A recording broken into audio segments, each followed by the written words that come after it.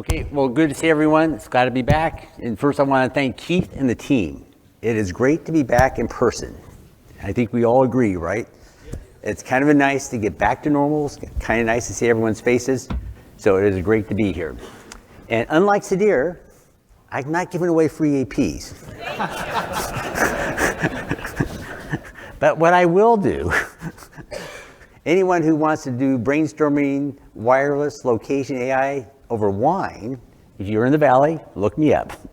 It's easy for me to do wine tasting, brainstorming over white tasting on a whiteboard. That is my speed. That's what I get. And I'll give you a free Ethernet cable. You come by for wine tasting, you'll get a free Ethernet. How's that? All right. For those who know me, I've spent almost all my life in the wireless business, doing some sort of thing in wireless business. It started with Metrocom. I was doing these wireless mesh nationwide networks.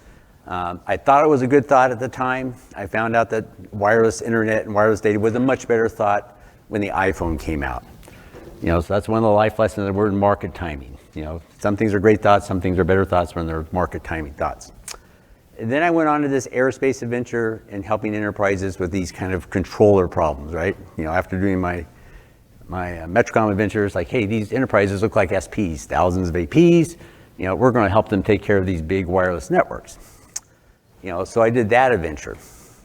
Then I ended up at Cisco, big company. Went from my first big company adventure. And that's when I started learning more about these cellular guys. I was doing mostly enterprise, selling wireless to enterprise, but I also was doing a little bit of SPs. And I figured, what? These guys are spending $20 billion on all this cellular stuff. They surely could spend $1 billion on some Wi-Fi stuff, definitely to help them. But when I started hanging out with them, I found out that real men play with cellular. If you want to do real wireless, you play with cellular. Wi-Fi is kind of this little toy thing, you guys. There's no way we're going to be. And I found out, these cellular guys really did not appreciate Wi-Fi. They did not take it seriously. It wasn't a real man's wireless. So that was my real first friction point of, hey guys, there's, this IEEE and 3GP world, we live in different worlds, right? If you go to a GSMA conference, it's a totally different experience over in the cellular side. But at the root of all this is spectrum policy. The other thing I learned at Cisco when I was there is I started going to the FCC. I started wearing suits and ties and going to the FCC, trying to promote for unlicensed spectrum. And I would recommend everyone here, how many of you guys send a Christmas card to the FCC every year? If you don't, you should. We are all here because the FCC created these unlicensed rules in 1985, right? And I've built a whole career. I paid for houses, divorces, schools, colleges, all because of the FCC creating these spectrum. A little bit of wine along the way. So this is where you find out these spectrum rules are very important to what we do in our industry. The other interesting thing that happened in this space was this unlicensed auctions. Up to 1994, they used to have, when they gave spectrum to the mobile operators, it was kind of a arbitrary hearing thing. They used to hand it out kind of. 1994, they started these auctions, where they licensed off the auctions.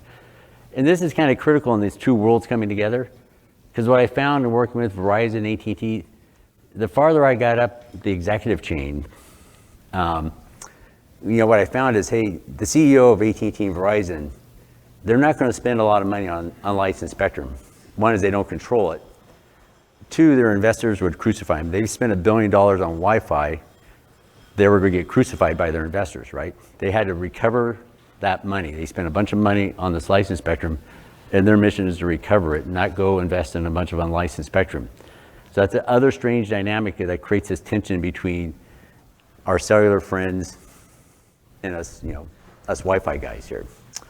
The other interesting thing is you look what happened here.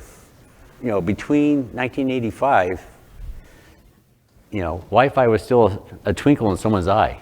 There was 12 years, I was building mesh networks, and there was no sign of Wi-Fi almost for a decade, right? So there's a lot of time that happened between the time the rules came out and we actually got to this Wi-Fi, the beginnings of the Wi-Fi journey. So anyway, seriously, you guys take a moment and think about the FCC. These spectrum regulations are key to what we do. They move slow. That was my problem at Cisco. It's like, it was like watching a very slow soap opera. It's like there is never an end to that thing. But at the end of the day, you look what these things build, right? This is what drives our industry and also the cellular industry. But what happened, was it last year? Where's my Solona friends? 2021 or 2021, we got these new shared spectrum rules, right? And this is what gives me hope that these two worlds come, because this private cellular is kind of a new dynamic happening, right? Our enterprise customers are all getting access somewhere around the world. Now we're going to have to wait and see. With Wi-Fi, all these rules went global. Questions, are we going to see the rest of the world follow CBRS and start adopting some sort of spectrum, makes it easy for enterprises and customers to get their hands on the spectrum? If that happens, that's one step for CBRS becoming a must-have in our space, where we will have to, as enterprise people, have to learn how to deal with it.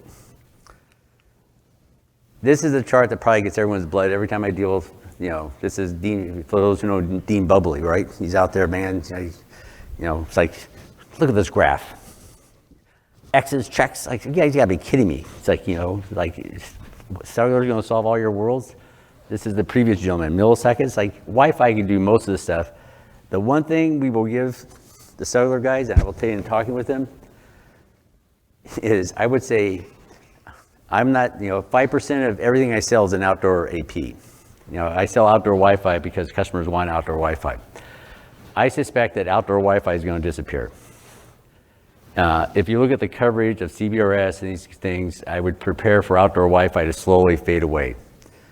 People are finding it much too easy to put a CBRS or some sort of cellular radio on their parking lot or their distribution center to provide coverage for some purpose.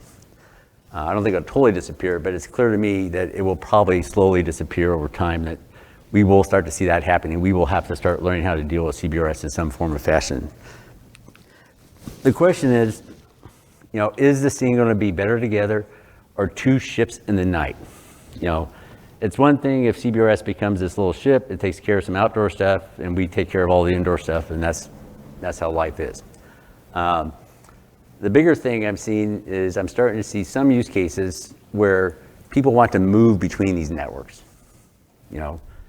I've talked to some of the Vocera friends, are we going to start to see nurses in healthcare prefer cellular for voice, but use Wi-Fi when you can get it, and use Wi-Fi for data? Are we going to start seeing that type of use cases? Or I've got Wi-Fi inside the store, but I got CBRS in the parking lot. I need to be able to move between these new networks seamlessly. So this is what they're keeping an eye on. For anyone who ever sees these use cases, feel free to give me a call. This is what I'm keeping an eye on lately. This is am I going to live long enough? I don't know what comes first. I retire or I die. One of these things are going to happen here shortly. I think we all agree, we just want to be connected to the internet. How come Verizon, how come these guys, can you just please, whether it's, I don't care if it's Apple, Samsung, can you guys just please keep me connected to the internet the best you can, right? I want the beginnings of policy. Yes, I prefer cellular for voice. If you can't find it, give me Wi-Fi. I prefer Wi-Fi for data. If you can't find it, give me cellular. Are we going to see that happening? I don't know. To say, how many people think that we will basically see the world come together before I retire? I'd say, show of hands. How many people think this will happen before I retire? Oh, come on. No one? Okay, before I die. Oh, come on. Okay, there we go. Before I die. Yeah. So this is what I'm trying to see if I'm going to live long enough. At Cisco, I actually started that Passpoint Hotspot 2.0 effort. I started that whole thing with kind of the vision, this should be obvious. I could not get any of the mobile operators to try it. It was like Verizon is still fighting it to this day. It's like, guys, we just want to seamlessly be able to move between these things, right? We want authentication, security to work. I don't want to have to figure out what network I'm on. And this is why it makes a difference. On a serious note, I will tell you, I've been on some government boards lately. Right now, the U.S. government feels like we got snookered by China for 5G. 6G, they're taking much more seriously because this has become an economic necessity. Keeping people connected to the internet is becoming an economic necessity in more industries. So this is why it does make a difference, and why it's amazing. We hear, right, when I started my career, we didn't have phones, right? Now we're in the middle of, we're at a point where the internet is almost on par with power and water now in terms of around the world. And finally, I'm serious. If you guys are ever in the Bay Area, for those who know, I like to drink wine. There's always a good excuse to drink wine. So look me up if you want to chat about wireless, AI, and even indoor location. That's my other topic dear to my heart. With that, I'll turn it over to the next one.